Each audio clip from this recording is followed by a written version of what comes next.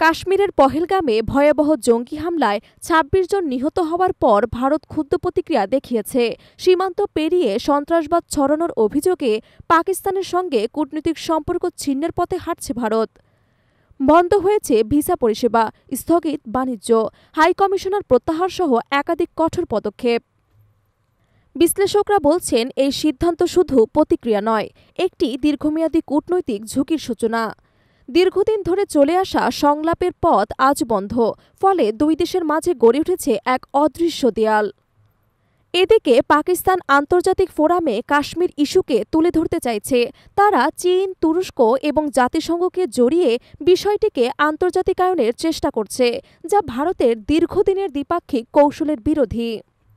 সীমান্তে পরিস্থিতিও থমথমে। নিয়ন্ত্রণ রেখা বরাবর চলছে রাতভর গোলাগুলি। মোতায়েন করা হয়েছে রাফায়েল এবং সুখোই যুদ্ধবিমান, সক্রিয় ড্রোন এবং রাডার।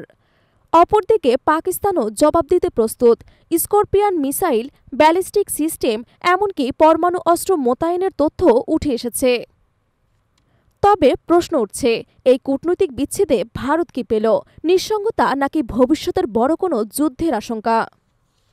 বিশ্লেষকদের মতে, কূটনৈতিক সম্পর্ক ছিন্ন করা যুদ্ধের আগে আলোচনার শেষ দরজা বন্ধ করে দেয়া, আর একবার সেই দরজা বন্ধ হলে ফের খোলা বড়ই কঠিন। আপনার কি মতামত? আপনার মতামত জানান কমেন্টে।